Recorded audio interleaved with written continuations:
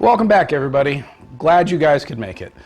I know I took a week off last week. I've been trying to get these out every week. Things just a little hectic around the house. That's my problem, not your problem. I get that.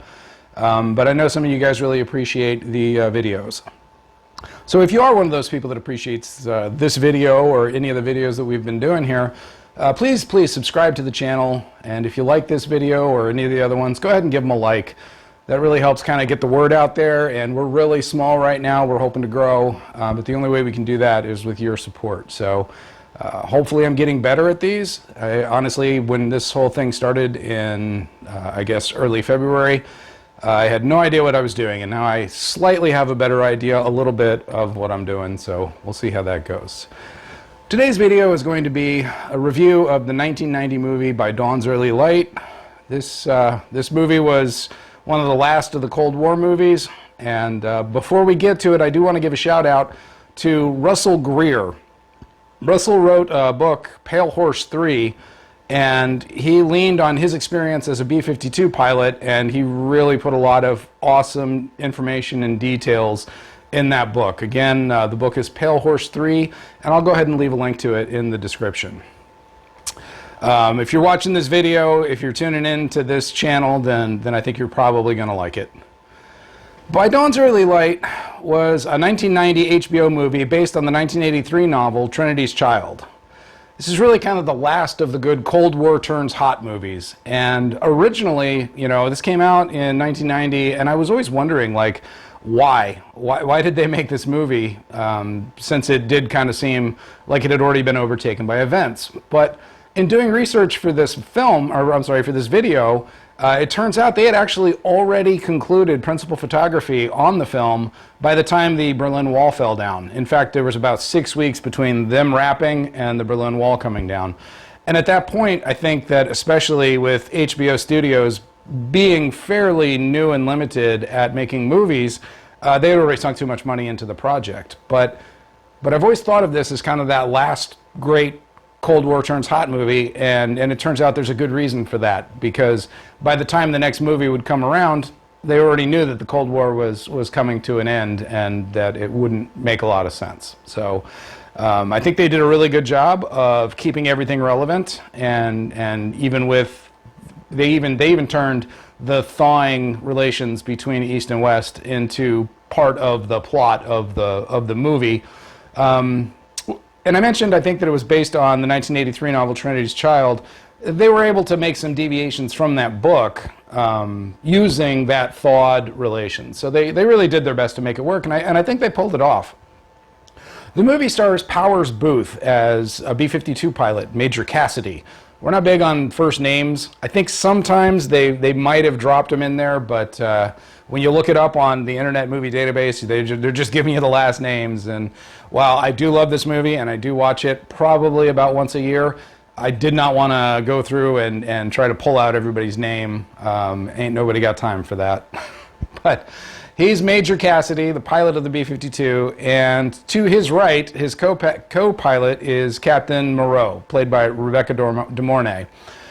This is interesting because the book's written in '83, and I got to admit, I haven't read the book, so if I get anything wrong about the book, it's because I'm probably making some assumptions that I shouldn't. But the book comes out in '83, the movie comes out in '90. Well, this is interesting because it's not until 1993 that Kelly Flynn becomes the first woman to be an actual, active B-52 pilot. So you've got that 3-year gap, and we'll talk about it a little bit more in the tropes. I found that very interesting. Martin Landau, a couple more actors that I want. There's 4 more actors that I want to kind of just reflect on. Martin Landau, he plays the president, and James Earl Jones plays Alice. Now, that's not his real name, that's just his code name, and he gets the code name because he's on the E-4B, the Looking Glass Doomsday aircraft. So essentially, once we lose our, in this case, this was back when we still had SAC, once we lose SAC in Cheyenne Mountain, the E-4B becomes our launch control. So Alice, Looking Glass, get it? What are you going to do? So yeah, they have great performances. I mean, I would pay to hear James Earl Jones read the phone book. He's just that voice is just iconic. And you know, Martin Landau, I know he's a generation before me, but he really turns in a really good performance. And then the last two actors that I wanted to point out are Jeffrey DeMunn and Rip Torn. Rip Torn plays Harpoon, who is he's essentially a naval attaché who's on the R4B, he's the naval attaché that is on the Air Force One. There we go. I'm getting there. And Rip Torn plays sort of his counterpart, a Colonel Fargo. So Harpoon, obviously, it's just another code name, and Colonel Fargo isn't cool enough to get a code name, so we just get his rank and last name. But one of the reasons why I want to bring them out is, one, they both do excellent jobs, but two, so much of the plot is really brought out through their conversations with one another or with the president.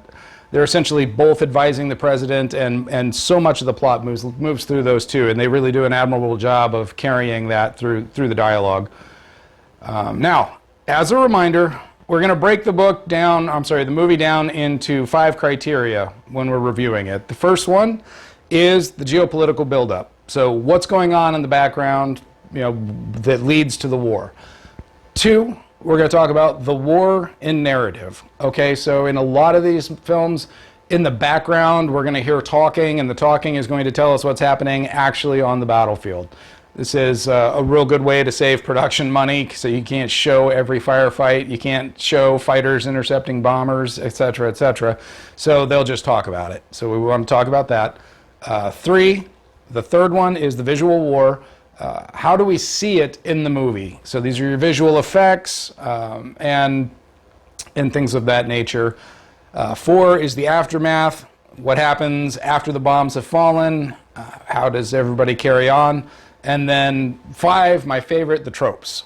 The things that are in all of these movies. You almost can't have a movie without them. I mean, I'd say, starting with Dr. Strangelove and Failsafe and getting all the way through to By Dawn's Early Light, literally the last of these movies. The B-52 is almost a trope. But I digress. Let's start with the geopolitical buildup. This movie starts off really quickly. They kind of tell us that U.S.-Soviet tensions are thawing.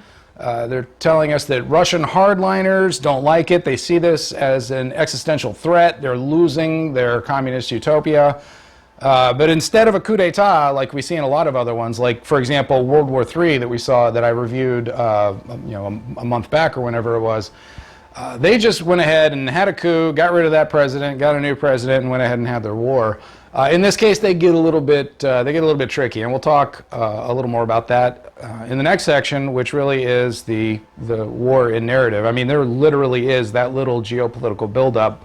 In fact, a lot of what I just gave as geopolitical buildup is told after the fact as an explanation, so it's not even loaded on the front end like it often can be.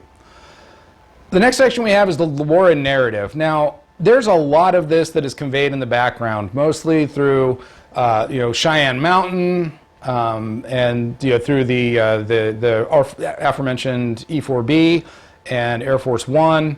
So a lot of the war does take place in the narrative, and what we learn is that disgruntled Soviet leadership has somehow managed to launch a missile from Turkey. Don't forget, Turkey, although I really disagree with this fact, is still in fact, or at least was then, a member of NATO. So a NATO country has, for all intents and purposes, launched an attack on the Soviets. And so the Soviets respond. Now, they don't go into detail or explain how on earth the Russians or the Soviet leadership got a missile into Turkey that they could then fire at the Soviet Union, but nonetheless, the Soviets have no choice. They have to respond. And what they decide to do is they choose to launch a limited strike against NATO with the intention of taking out their offensive missile capability. Now, We don't get a lot of explanation on what the targets are, except to say that they're military targets, with the exception of one which is being targeted at Andrews Air Force Base, which, while technically a military base, doesn't have nuclear implications, with the exception of the fact that that would be where the president would be evacuating from. In this case, he doesn't actually evacuate. This really isn't a narrative. They do kind of they do talk about this, I suppose, but instead, because they can't get to Andrews, they end up diverting to Dover. Not that that really makes a big difference. Spoiler: they don't make it. Let's see. We later on, as this is evolving and the president's weighing his decisions, you know, how do I respond to this? Do I do a limited counterattack? Do I do a massive counterattack? Do I do nothing and just take my losses and call it a day? Because allegedly the Soviet premier is talking to the president and saying, "Hey, look, it was an accident. You know, we thought you guys attacked us. Oh, the egg on my face." So yeah, so he has a decision to make. And he decides to go with a strike that matches as closely as possible what the Soviets have done to us. And that's his decision, right up to the point where, oh no, the Chinese, in accordance with the treaty that they have with us, have launched an attack against the Soviet Union. Now, if you're reading the Monroe Doctrine books or you're watching any of these videos I'm putting up, you know that the Chinese and the Soviets have a long border. And so, and it's right there. They are right on top of each other. So the reaction time is just minimal. These rockets are launched and they're coming down immediately. So the Russians launch their counterattack. Now, the president doesn't have time to find out whether this second strike. They're just seeing the launches. They don't know where the targets are yet. They have to wait until those missiles reach, you know, the height of their trajectory before they can sort of start to math out where they're going to land. So without the time, he goes ahead and ups his counterstrike to basically a general, you know, sweeping, not everything we've got, but, you know, a tick up from his original ordered counterforce equal value attack.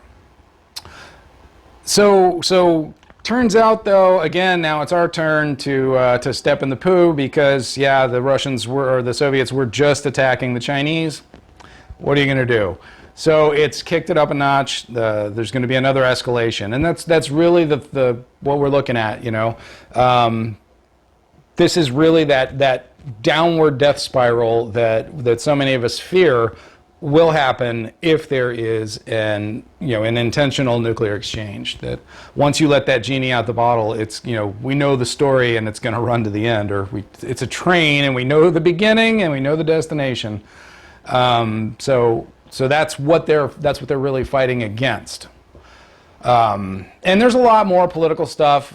You know, maybe I'll save it for my political channel whenever I get one. But ultimately,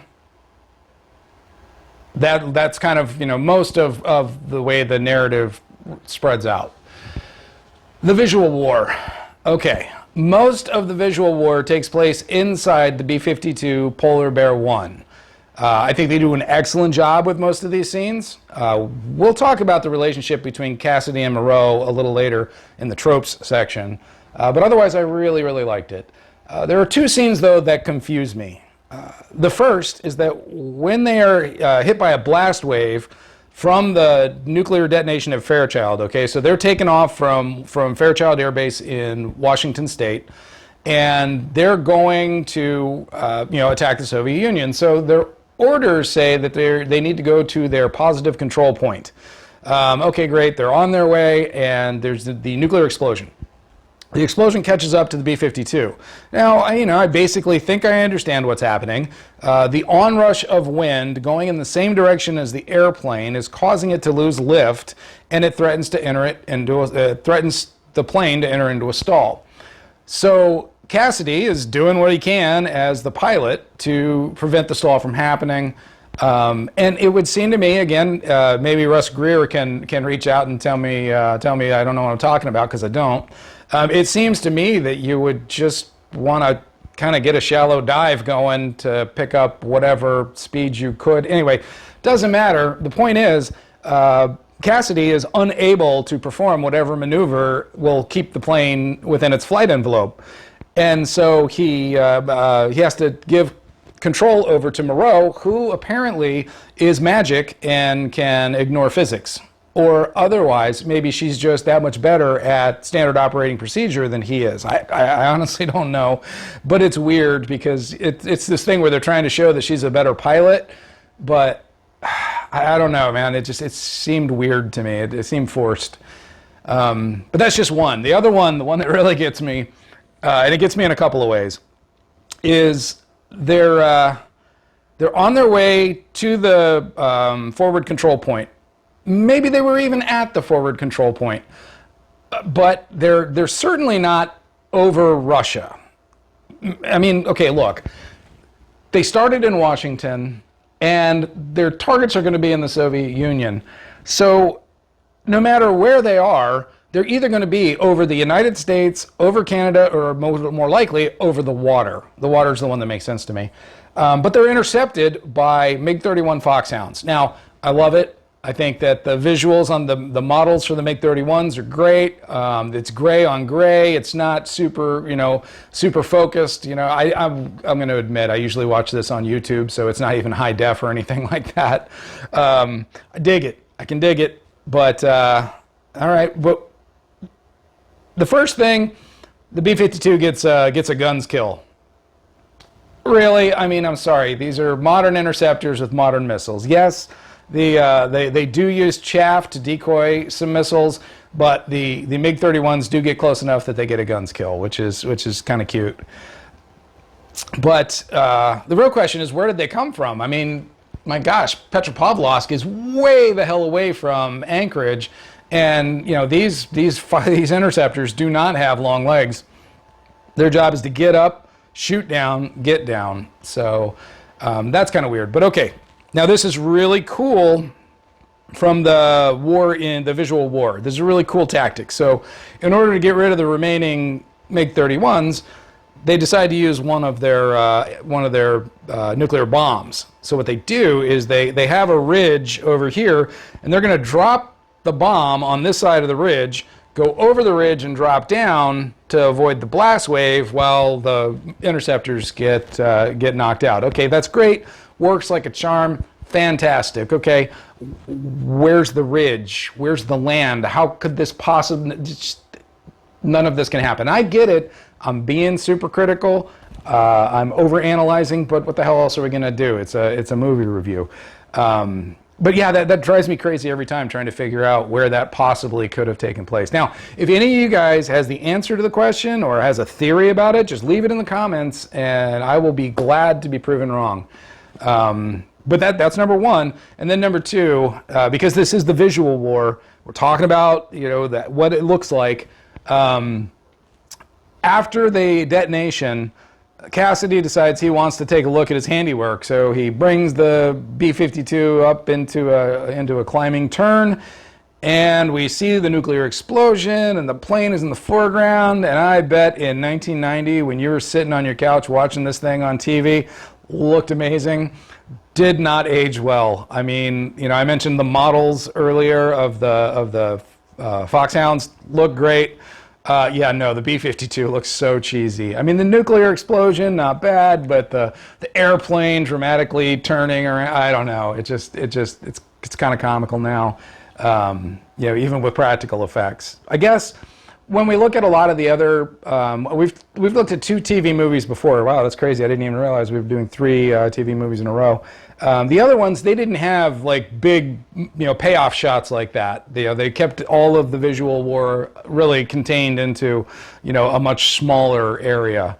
So they didn't have any sweeping shots like that. But the last aspect of the visual war is when Polar Bear 1 deviates from their assigned path and 2 F-18s from the USS Midway are dispatched to shoot her down. Because, in an all-out war against the Soviet Union, that's probably the best use of their time and equipment. I mean, what are you going to do? The aftermath. So that's really the visual war. Lots of good dialogue on the B-52. Lots of good explanations about what's happening. about the order of operations for emergency war orders. It's all really good stuff. But then next we'll move on to the aftermath. It doesn't really deal with the aftermath that much. To be honest, most of this is just that. I can't remember how long it is, like 12 hours of the actual war. We see a little bit of burned out Washington, D.C., but that's really it. The president, it's not even actually D.C., it's rural Maryland or suburban Maryland. The president goes down in Maryland, and we kind of see from his point of view what it looks like after the war has started. And that's kind of strange too, because they're pretty far away from the nuclear blast that was supposed to be Andrews, but actually hit Rock Creek Park. Anyhow, that's really all we get for the aftermath. And that brings us down to the tropes. The toughest part of the tropes for me is with Cassidy and Moreau. I don't understand what they're doing with this, because the first thing they have is fraternization. It's almost like whoever wrote the screenplay did not like the idea of women in combat, because the first thing that we see, the first thing that we understand about these characters is that they're sleeping together. And anybody that's been in the military or associated with the military knows that that's just a terrible idea, and it's against regs. You can't have somebody in your chain of command that you're having sex with. That's, that is ultimately, it leads to a breakdown in morale. It leads to questioning of orders. It leads to just a complete breakdown of the leadership structure. So, there's reasons that this isn't allowed. Now, in the book, as I understand it, this wasn't the case. In fact, they pointed out that basically what I just said, that it's ridiculous and it can't happen. Now, it does happen. Don't get me wrong. I appreciate that. But in this case, it really made De Mornay's character less likable and I think less relatable. And that's because of the other thing that bothered me, and that is, it is her empathy that causes that aircraft to come off mission. Our bomber force needs to be expected to go into harm's way, deliver the payload, call it a day. They're not supposed to question, hey, maybe it's a bad idea that we nuke the Russians today. By the time it gets into their hands, all these decisions have been made, all these consequences are going to be felt, and they have a task to do. If they had a moral opposition to the task, it's imperative that they figure that out before they're sitting in that seat. Now, I get it, and it's a trope of its own, the reluctant warrior. Absolutely, and we see it all the time. I think in war games, the opening scene in war games is probably my favorite example of that, where one of the missileers won't turn the key and the other one pulls a gun on him. And so, yeah, that absolutely is a thing that could be explored. But I think that by making Moreau a woman, and then giving her the duty of being the empathetic one that won't pull the trigger, I think that was a real disservice. I think it made her role less powerful. If it had been one of the men on the plane, I think it would have carried that message a lot farther. Now, the other big trope, and I mean, it's as tropey as it gets, but it's delicious and wonderful, and that is Airman Taylor. Now, Taylor's got a wife and he's got a son at home, and he just cannot accept the idea that they've both been incinerated. So he does everything he can to live within that denial bubble. When he picks up a radio station out in the sticks, I mean, you figure they're outside of Fairchild now. Who knows how far down the coast they are. But he picks up a radio station and says, hey, look, we've got a radio station, so clearly it's all a drill, and my wife and kid aren't dead. Nobody else believes it, obviously. He's dealing with massive amounts of copium, and he's ODing on the stuff. Later, he starts to accept it, but not really. He's kind of bargaining with everybody, anybody that'll listen to him. And his idea, he comes up with this great idea for coping with it, and that is, okay, look, listen, I get it. My wife is dead. Yeah, that sucks. But the kid's fine. He's absolutely okay.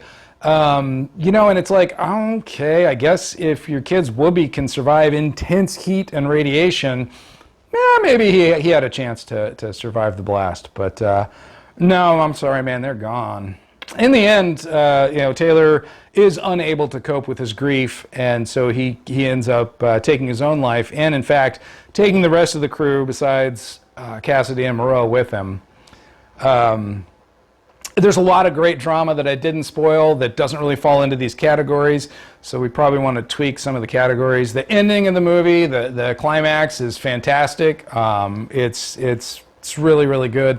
If you haven't seen this movie, I'm sorry I just screwed it all up for you. But if you have, give it another watch, man. It really, for the most part, holds up. It's a really good, traumatic movie. Great ending, and just a real good example of what a Cold War turns hot movie can be. And I'm glad that the last one turned out to be such a good one. Now, that's all I got for this one. If there's something that you want me to cover, it could be a book, a movie. If you want to talk more about some of the books that James and I have written, we'll take that on. But otherwise, I'll see you guys next time. Hey, everybody. It's good to be back. I took a week off, just had some things had to catch up on around the house, starting a new day job, so it's been a real busy time, but I did want to get back to making some content for you. I know that some of you really appreciate it, and I like that. If you could take a chance or take a moment here to go ahead and start over again, Alex, because it's too early for you to be fucking up this bad.